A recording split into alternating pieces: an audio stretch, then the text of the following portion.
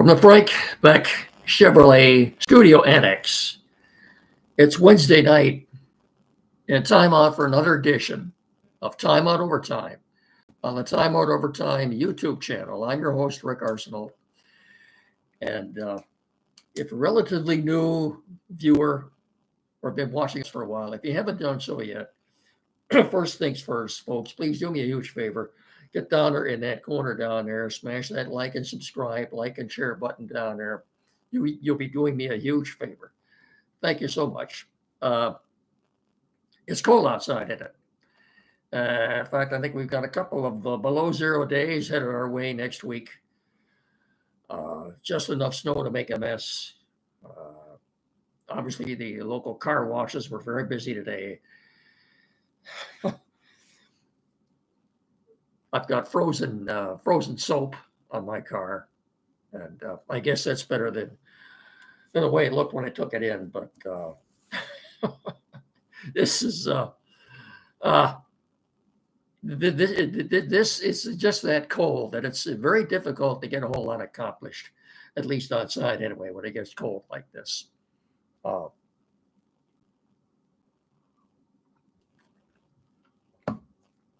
So anyway, obviously the big news in our neck of the woods are the Detroit Lions. And before we get to news involving them, let's get a few things out of the way here first. Where do we start? Michigan and Michigan State basketball. Well, Michigan State is 14-2 overall. They're playing tonight at Breslin. Pardon me, they're playing tonight at Breslin. I think they've got Penn State coming in. Penn State, a fairly good team. I think they come in 12-5 overall, so it should be a fairly competitive game there tonight. Spartans, I think, right now are ranked, 16 overall? And meanwhile, over in Ann Arbor, University of Michigan basketball team, 13-3 overall, 5-0 in the Big Ten, sharing the Big Ten lead along with Michigan State. The only two undefeated teams in the Big Ten right now. And I've said before, it's just a shame these two teams don't meet one another until February 21st and March the 5th. Simply the way the schedule worked out this year. But anyway, Michigan, as I said, 13-3 overall, 5-0 in the Big Ten. They will play tomorrow night, Thursday night, at Chrysler Arena when they host Minnesota. Who does Michigan? They both play on Sunday then. I think the Spartans at home. I think the Spartans are playing. Well, I know Michigan's playing Northwestern. The Spartans, I think, are playing Illinois. So they've got a couple of relatively tough games coming up next couple of few days. Michigan State does with Penn State tonight and Illinois on Sunday. Oh. As far as the Pistons go, they are 21-19. They're playing very well, by the way. I mean, it is unbelievably well, led by, of course, Kate Cunningham, who should be an all-star. I think he should be a starting all-star myself.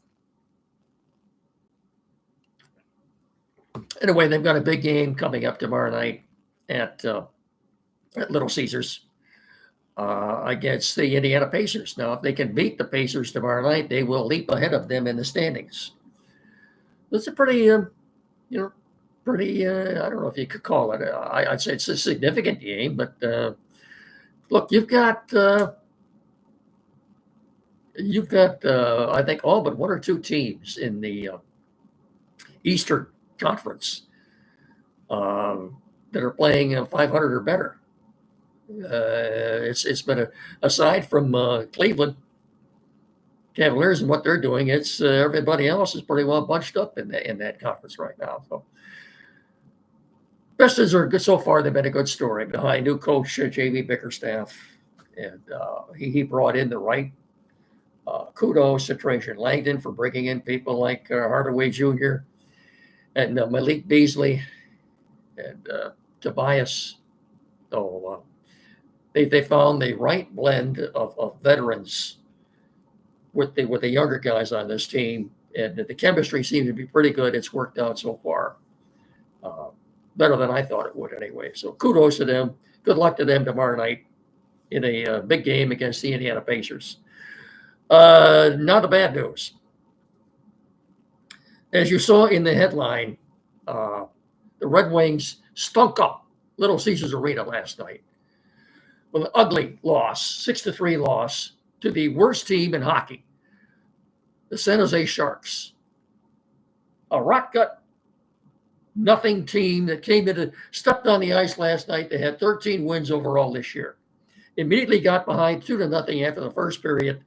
They did get to within one goal a couple of different times. I think it was 2-1 and 4-3. Look, their last goal was an empty net goal, but to allow, I have no problem with the loss. You knew they weren't going to win every game. It's who they lost to and where. The worst team in hockey. They played. They won't. I guess the good news is they don't play San Jose anymore this year. They're done with them. They got swept by the Sharks, eaten up. Just an embarrassing loss. I'm not going to go into all the details. I don't know why they ever brought Husso back up from Grand Rapids. He should be there. Costa should be up here. I don't know why this isn't the case. Costa's got nothing more to prove in Grand Rapids. He should be here. Not Ville Husso, who was awful last night. The defense was terrible. They gave up a couple of. They gave the puck up right in front of their own net, two or three different times. Just a bad giveaway in their own zone. It's just. So you're asking yourself, is Todd McClellan's honeymoon with the team, is that over now? Well, we'll find out in a hurry. They embark on a 4-game road trip that starts tomorrow night in Sunrise, Florida, against the Panthers, who are a very good team. In second place in the Atlantic. And then Saturday night, they're in Tampa to play the Lightning. The Lightning are in third place in the Atlantic. And then the very next night, 24 hours later, they're playing the Stars in Dallas, and they're having a magnificent season so far in the Central Division. So they've got 3 games in a span of 96 hours. They finish up next Tuesday night in Philadelphia before coming back home. I'm going to spend a whole lot on this game, except how disappointed I was in the way they played last night. This is the way the team looked like while Derek Lalonde was coaching, and I can see losing to a good team. I can understand that, playing a good game, but an embarrassing loss. Todd McClellan in his post-game comments actually called out 1 or 2 guys. I think they deserved it.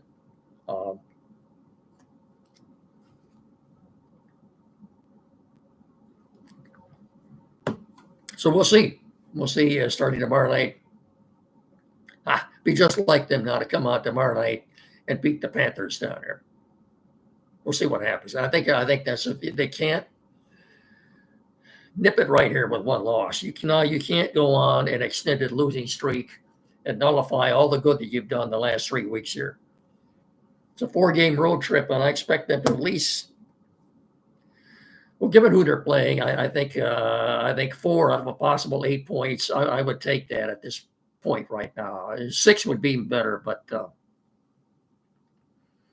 yeah, you're playing 3 good teams and 1 mediocre team. But if you could come away with 6 points on this road trip, that'd be a turnaround. But I'll given who they're playing, I'll just settle for 4 points and go from there.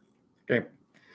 All right, well, let's do this before we talk about the Lions. I think I've got you. Oh, but by the way, the Tigers did sign a teenager from the Dominican, Chris Rodriguez, 17-year-old. Boy, this guy, have you seen this kid?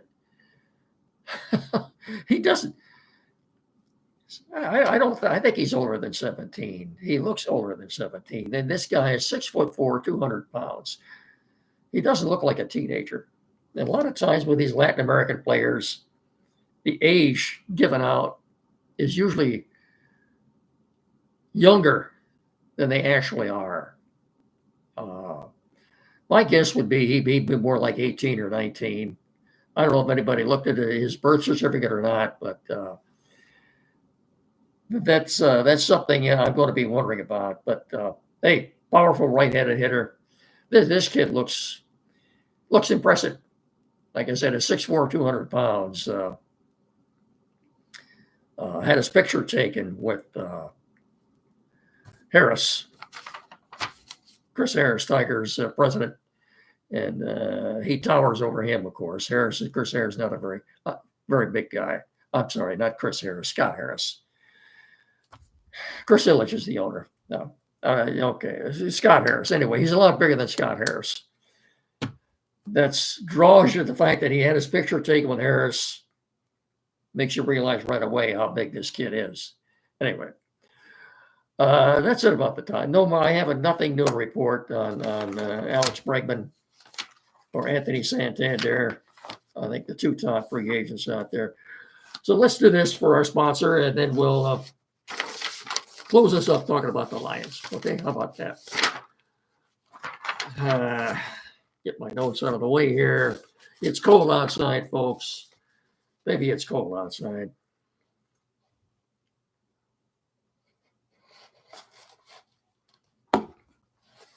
And we've got a couple of below zero days to look forward to next week. Look, winter's 1/3 over already, and you should have done so by now.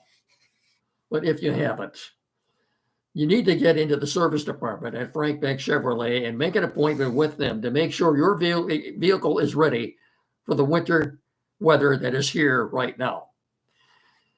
And if you haven't done so yet, you get in there and let them check the strength of your battery, your belts, hoses, wiper blades, antifreeze, and more, especially the antifreeze with below zero coming up. Plus, now's the perfect time to get that new set of tires so you don't go slipping and sliding down the highway. And if you don't think your car will make it through another rough Michigan winter, let the sales pros at Beck's help you find a vehicle for all seasons. 2025s are rolling in right now nearly every day out of the lot, so their selection is tops. And you can check out their inventory on their webpage at frankbeckchevy.com. Or better still, stop by the dealership on M99 between Hillsdale and Jonesville. You get in there and let them help you experience the Frank Beck difference. You want to get in there now, especially now, before the end of the month, before January 31st. Why? Because right now they are hosting their first ever Beckathon. Not Buckathon, Beckathon. This will take place for the rest of January, right up until the January 31st.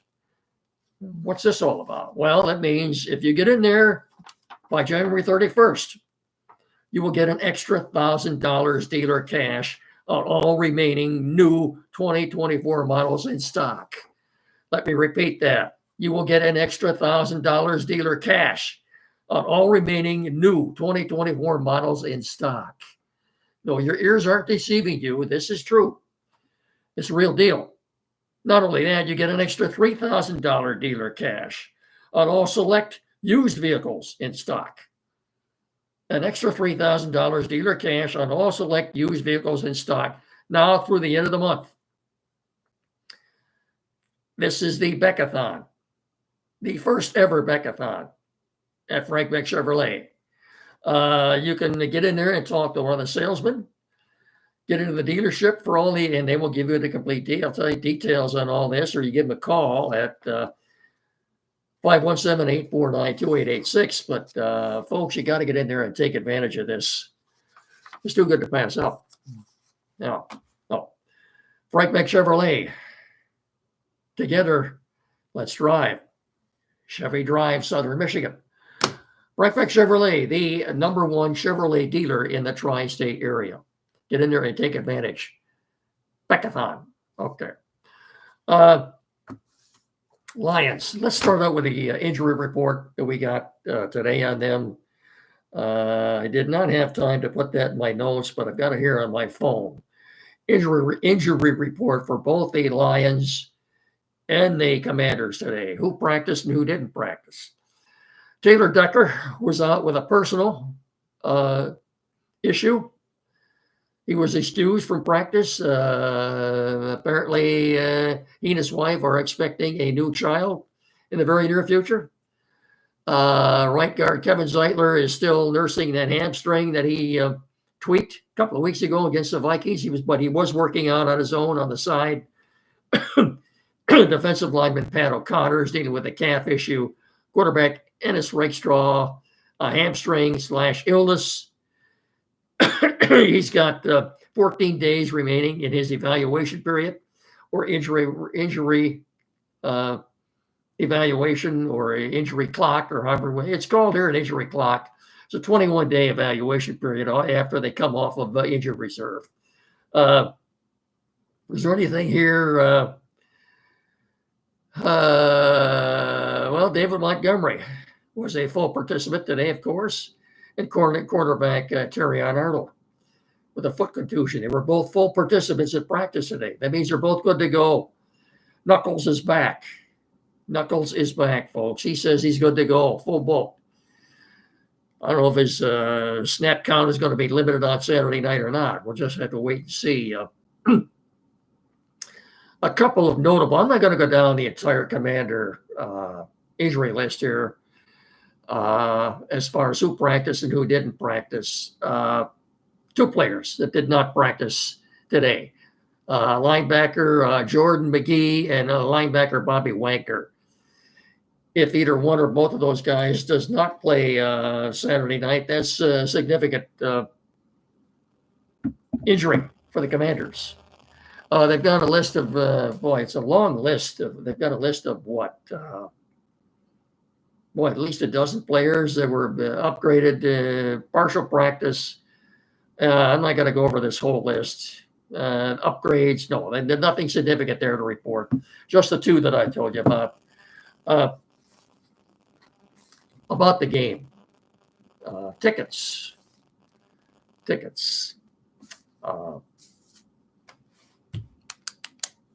Average price per ticket for this game is almost $1,000.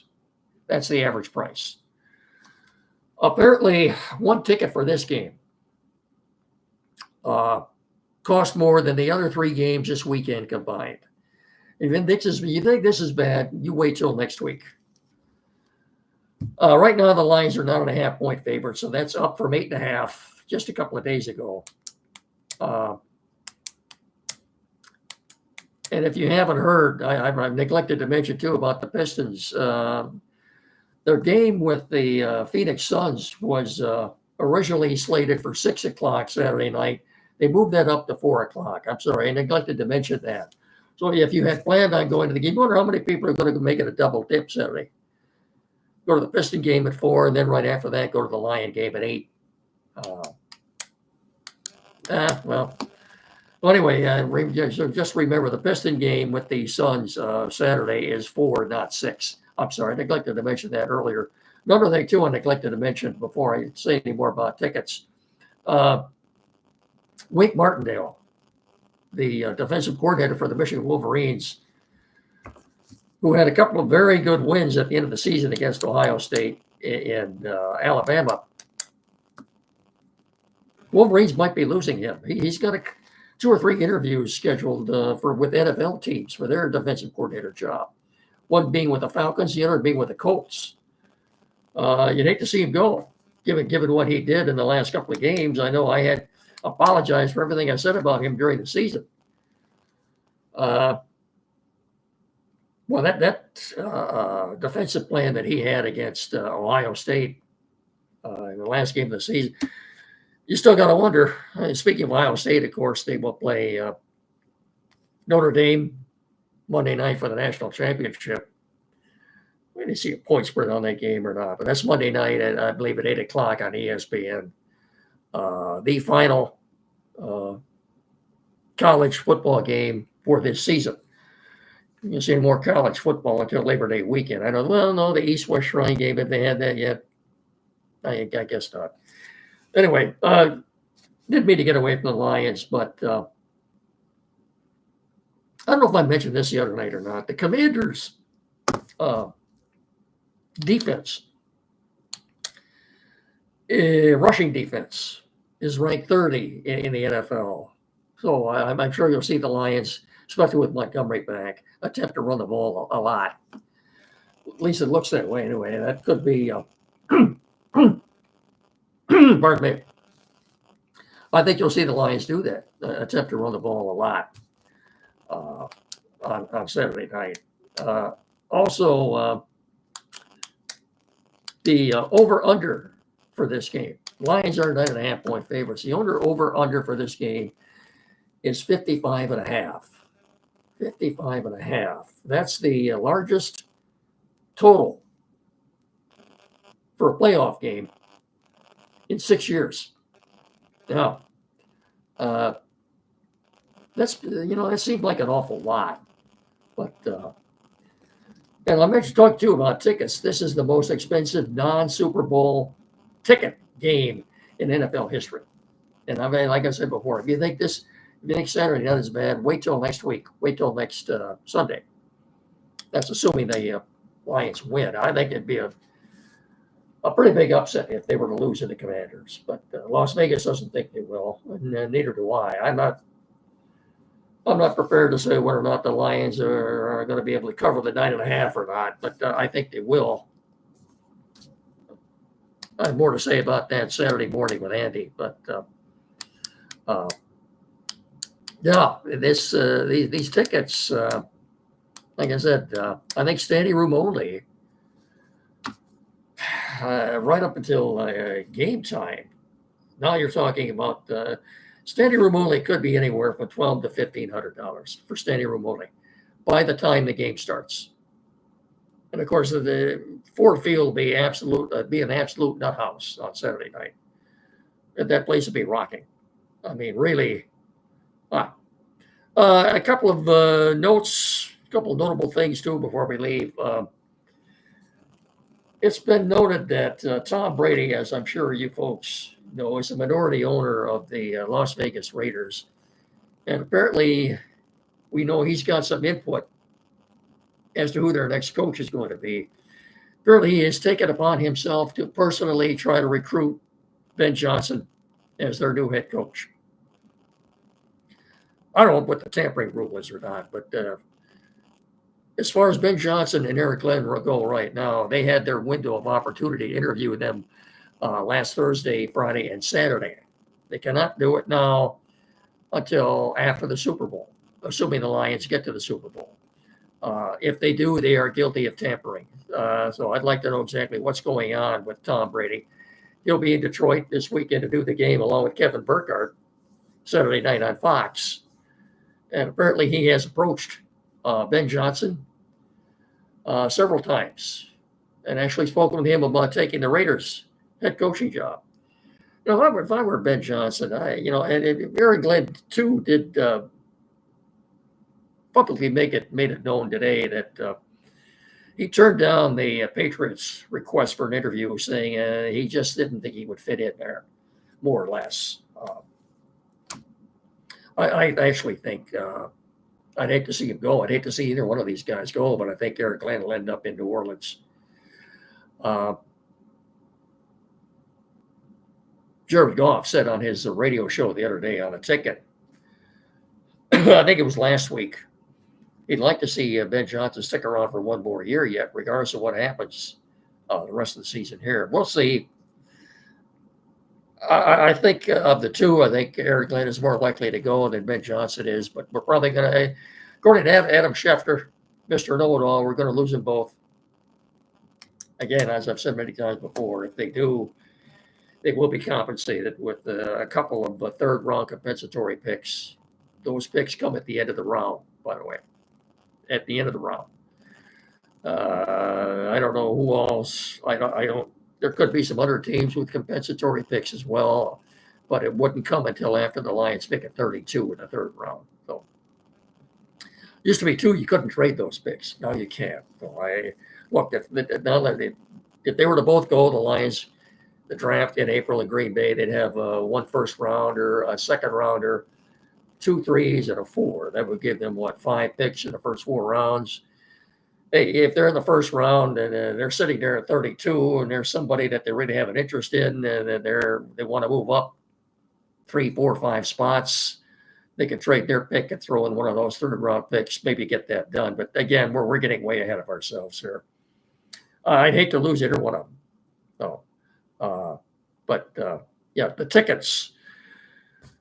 Most expensive non-Super Bowl ticket in the history of the National Football League. Average price, I think I might have said 1,000. Well, almost 1,000. $991 average price for a ticket to this game Saturday night for the Lions.